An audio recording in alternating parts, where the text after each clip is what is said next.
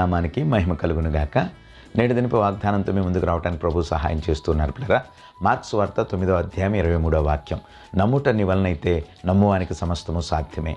ప్రియదేవుని బిళ్ళారా, గమనించండి, మన వ్యక్తిగత జీవితంలో అనేక సందర్భాలలో పిల్లరా మనం ఎదురవుతున్నటువంటి సమస్యలు, శోధనలు, ఇరుకులు, ఇబ్బందులను గూర్చి మనం అనేక సందర్భాలు కృంగిపోతూ ఈ పరిస్థితులు మనం బయటికి ఎలా రాగలం అనుకుంటాం.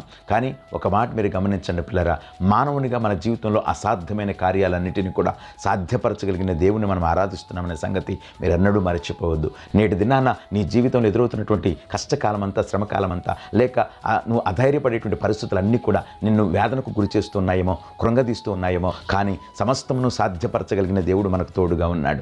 అసాధ్యమైన కార్యాలను నిత్యముగా సాధ్యపరుస్తూ నీ జీవితంలో గొప్ప వెలుగునివ్వటానికి ఆయన సిద్ధంగా ఉన్నారు పిల్లరా. కనుక ఆయన యందు విశ్వాసం ఉంచు.